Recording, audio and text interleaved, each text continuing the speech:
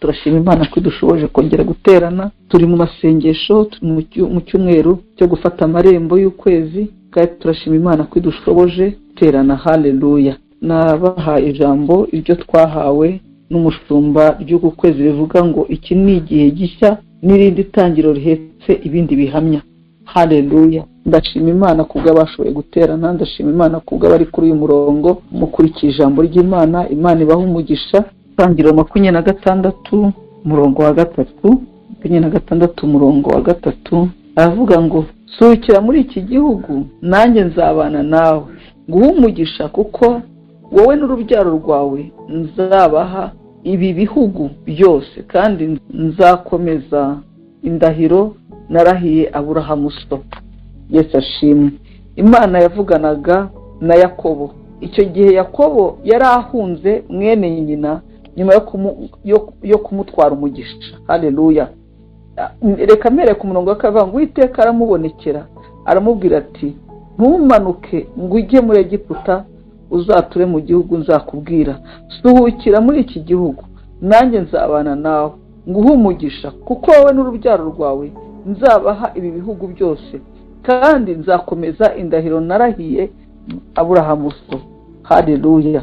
Ayo ni amagambo Imana yabwiraga Yakobo mu gihe yasaga nk'ahunze mwene nyina kubw'umugisha we yari yamutwaye. Haleluya. Ndashaka kuvuga iki rero? Yakobo amaze gusuhukira muri icyo gihugu yari agiye kwa nyirarume. Imana inamubwira neza aho ajya. Yari agiye kwa nyirarume Labani. Ndasoma mu itangiriro 31, ndaza kuvuga 31 uhereye ku murongo wa 3. Aravuga ngo Uwiteka abwira Yakobo ati subira mu gihugu cy'abasogokuru muri bene wanyu, nanjye nzabana nawe. Ajya kugisohokamo Imana yamubwiye ko izabana nawe. Ajya no kugisubiramo Imana irongera ivugana nawe ko nzabana nawe. Yakobo atumira Rasheli na Leya ngo baze mu rwuri aho umukumbi wari uri. Arababwira ati nabonye so atakindeba nk'uko yandebaga mbere, ariko Imana ya data ihorana nanjye.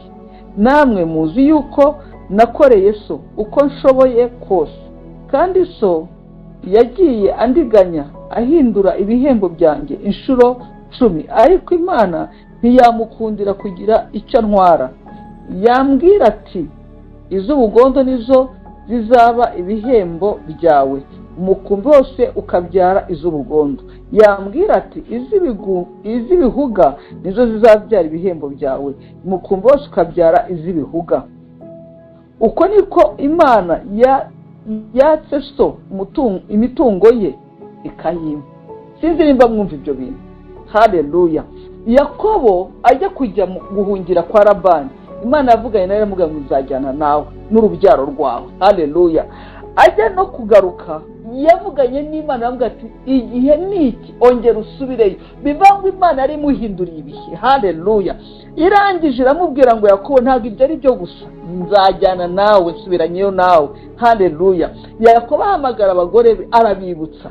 Aravuga ati ndebye neza mbona se atakindeba neza, ariko mwibuke naramukoreye ko nari nshoboye, ariko Imana yanjye yabanye nanjye ntiyigeze yemera ko andiganya. Haleluya. Nkubwire hari ibihe byo kuriganywa, ariko Imana yavuganye natwe ngo iri n'itangiro rihetse ibindi bihamya. Haleluya. Yari afite ibihamya bishya byemeza ko nta buriganya yahuye nabwo, nubwo Labani yashatse kumuriganya, ariko Imana ntiyamuhaye amahirwe yo kuriganywa. Sinzi igishaka kuriganya, ariko Imana iri butanga amahirwe yo kuriganywa kwawe. Haleluya. Yaba ari ukuriganywa akazi, yaba ari ukuriganywa ibihembo byawe, yaba ari ukuriganywa kwitoro, ntabwo Imana yiteguye kwemera kuriganywa uko ariko kose. Yaba ari ukuriganywa urushako, Imana ntiri bwemerere kuriganywa, kuko ni ibindi bihe bishya bihetse ibindi bihamya. Haleluya.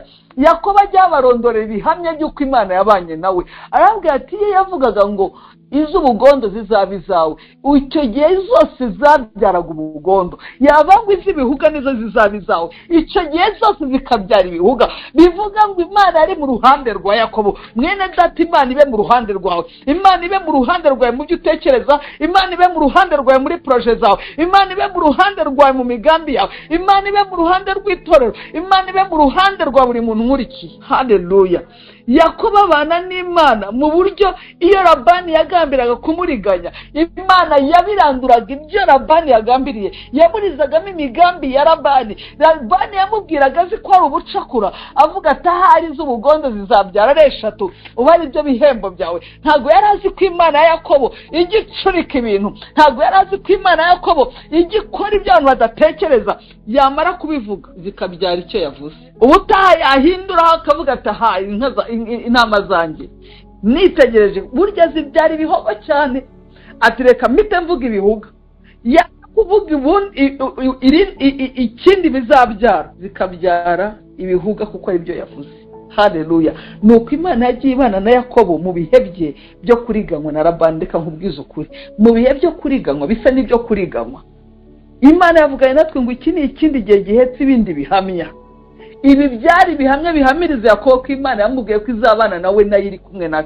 Nagusomeye mu Itangiriro 26 ku murongo wa 3, ajya kujya kwa Labani Imana yamubwiye ko izabana nawe. Nawe ndabizi ko ari ibyo Imana yavuze ko izabana mu nawe, ariko usa naho utabona ko ihari. Nanjye ndabizi ko ari ibyo yavuze ko izabana natwe, ariko nsa nkaho ntabona ko bihari, ariko birahari kubera yuko Imana yabivuze ni nayo izabisohoza. Haleluya. Mbabwiza ukuri, ibihe birasa nkaho bicuramye, ibihe birasa nkaho ibyo tuvuga bihabanye, ariko ibyo yavuze no kubisohoza izabisohoza. Haleluya.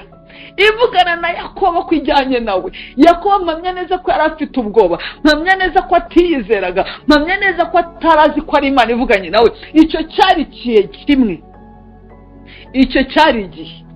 Ariko agiye kugaruka yibuka ko Imana yavuganye ko izabana nawe, ariyo Mana imusubijeyo. Aravuga ati ndabizi neza ko iyi Mana impinduriye ibihe, iyi Mana impinduriye ibihe narayibonye. Igihe yajyaga ashaka kundiganya ahamagara abagore baravuga ati rega ndabizi yazanye muri iki gihugu bimbwiye ko izabana nanjye, ni nayo insubijeyo. Kuko igihe yanzanaga yarambwiye ngo nzabana nawe, njyewe ahari icyo gihe sinabyumvaga, nawe hari ibyo utumva uyu munsi, ariko Imana iri kumwe natwe. Haleluya.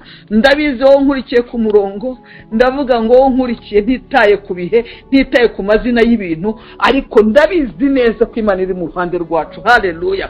Ndabizi neza.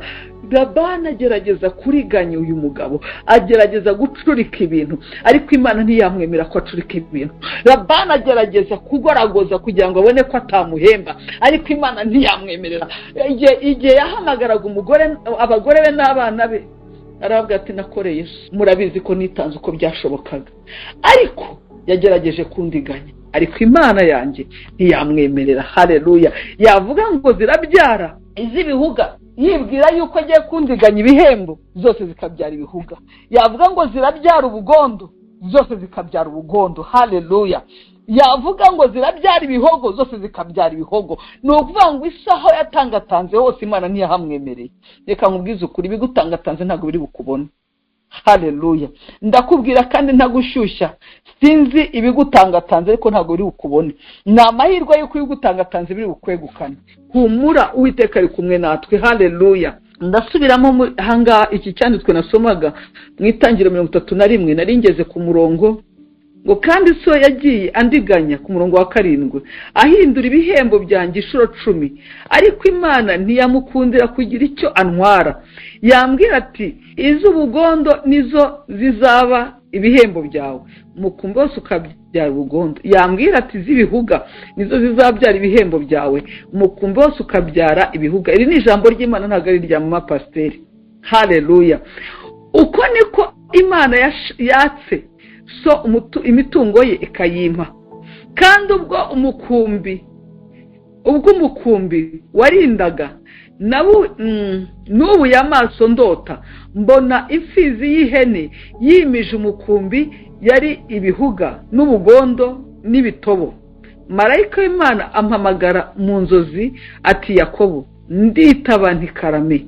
Arambwira ati ubura amaso urebe, imfizi y'ihene yimije umukumbi yose n'ibihuga n'ubugondo n'ibitobo, kuko nabonye ibyo Labani akugirira byose. Ndi Imana y'i Beteli, hahandi navuganiye nawe, ndacyari ya Mana yavuganye nawe na mbere. Ndi Imana y'i Beteli, aho Yakobo yari yahuriye n'Imana agenda, niyo yamwibukije ati ndi Imana y'i Beteli, njye kuvugana nawe. aho wasigiye amavuta ku nkingi ukampiga umuhigo, haguruka uve muri iki gihugu usubire mu gihugu wavuyemo. Haleluya. Rasheli na Leya baramusubiza bati, mu rugo rwa data hari umugabane cyangwa ibyo tuzaragwa tugifiteyo? ntaduhwanya n'abandi ko yatuguze akarya ibiguzi byacu. Haleluya. Ubwo icyo nshaka kuvuga ni iki, Leya na Rasheli nabo barahindukira bemeranya n'umugabo, baravuga ati uko biri kose kwa data ntacyo dutezeyo kindi. Haleluya. Genda tugende. Amen. Ariko ndashaka kukubwira iki, Imana y'i Beteli iracyari ya Mana. Imana y'i Beteli, iyo Yakobo yahuye na Beteli igihindura ibihe, yari mu gihe gikomeye, yarahungaga, ariko iyo ntiyamubwiye no guhunguka. Haleluya. Imana y'i Beteli ntigeze imutererana. Yankubwiza ukuri, Imana twizeye ntabwo izadutererana. Imana wize ntizagutererana, irahari keretse nituyivaho. Haleluya. Kuko ijambo ryayo riravuga ngo kereka abava mu isezerano ari nta mpamvu, ariko abari mu isezerano Imana iracyari kumwe nawe. Haleluya.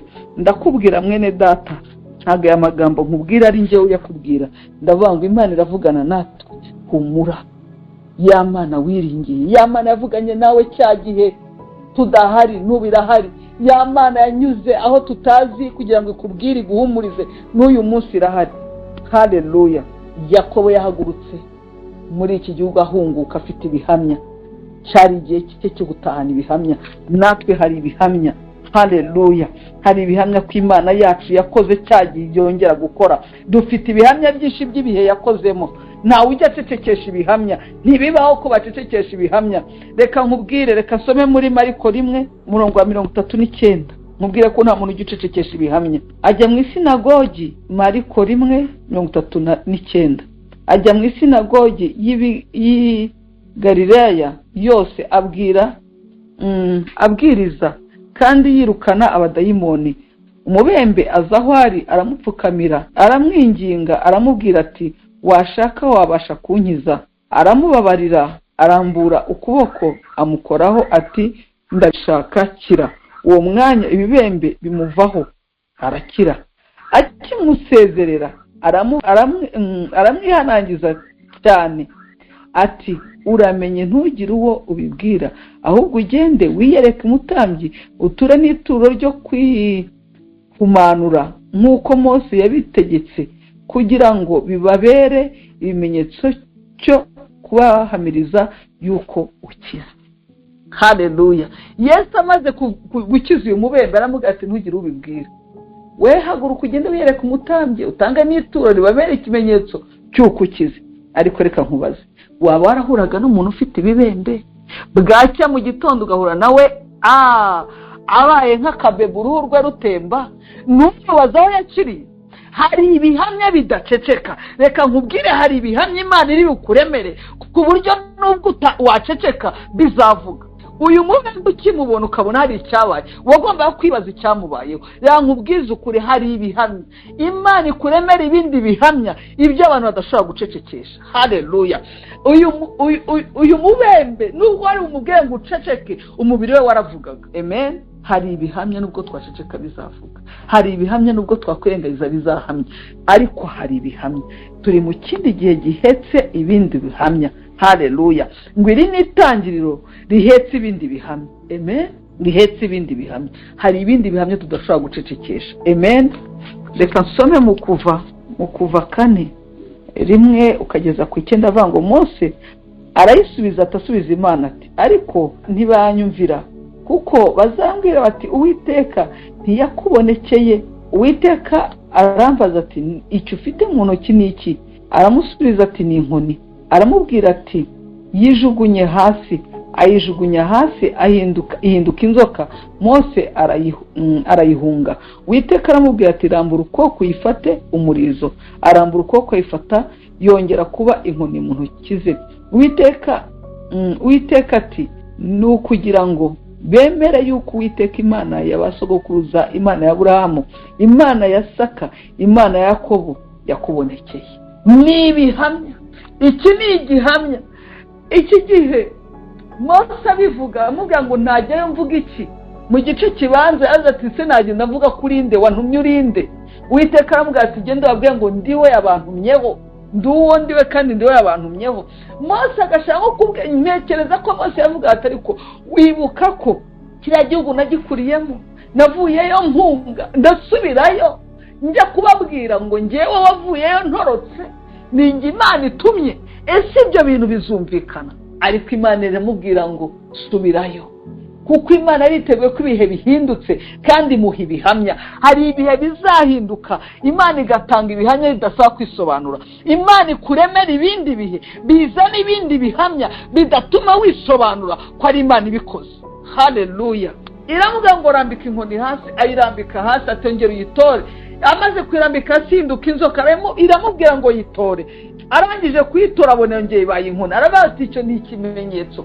nashakaga kugendana n'ibimenyetso nugerayo Mose ntibizasaba ko wisobanura ufite ubwoba ko uzisobanura ariko iki si igihe cyo kwisobanura rambabwire bene data ntikibabere igihe cyo kwisobanura ahubwo ni igihe kizisobanura ubwo umuntu atazavanga ibi ni ibiki haleluya Imana ibasobanure ntimwisobanure igusobanure ku kazi utisobanuye igusobanure mu rushaka utisobanuye isobanure iby'abana bawe utisobanuye Imana isobanure ibyawe isobanure destiny yawe utisobanuye haleluya Mose we yarafite impungenge z'ururimi azagenda akoresha z'uburyo azagenda avuga bitewe n'uko wamuzi natwe hari uburyo batuzi rimwe na rimwe bishaka ko twisobanura kugira ngo bemere ko ariyo yabivuze ariko si igihe cyo kwisobanura ibihamya bigusobanure ibihamya bisobanura ibihe byawe ibihamya bisobanura igihe winjiye ibihamya bisobanura ko icyo gihe cyawe haleluya ntabwo ari ngombwa ko tuzisobanura muri interview Imana igusobanure Imana isobanura ibyo bidasobanutse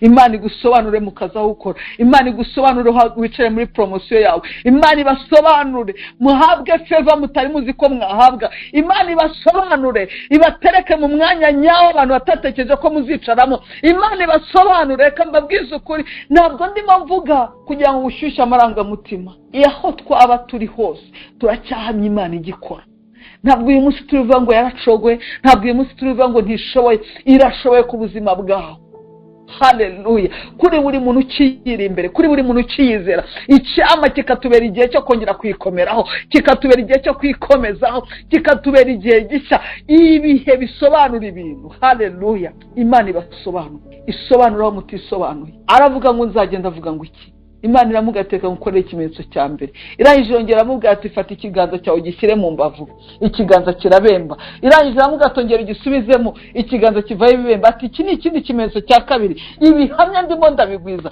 erega n'ibinanga nzakorerayo n'ibindi erega njyanye nawe ntabwo ari wowe ugiye rambabwiza ukuri Imana ibane namwe ku buryo bitabasaba kwisobanura haleluya Imana yacu irashoboye Imana yacu ntiriganya Imana yacu irahemba Imana yacu igira neza yongera ibiyereke ibitamurure mu yindi shusho nshya ibiyerekana imbabazi zayo ibagenderanira ubuntu bwayo Imana ibakoreho Imana ibiyereke Imana ibanezeze Imana ibatungure Imana igenderera amago yanyu Imana ihembura amago yanyu Imana ihembura ubuzima bwanyu Imana ihembura imirimo y'amaboko yanyu Imana ihembure muri uku kwezi Imana itwiyereke cyane kugira ngo ushobore guhamya yuko ikiri kumwe nawe Imana ikwiyereke binyuranye n'ibyo uri kumva Imana ikwiyereke binyuranye n'ibyo uri kubona Imana ibiyereke binyuranye n'ibyo mwatekereza ko izakora Imana ibiyereke mu mashusho yayo Imana itwiyereke haleluya ndabizi ko ari Imana ishobora byose ndabizi ko ari Imana itagira igamo ndabizi ko ari Imana ihambaye ndabizi ko ari Imana itungurana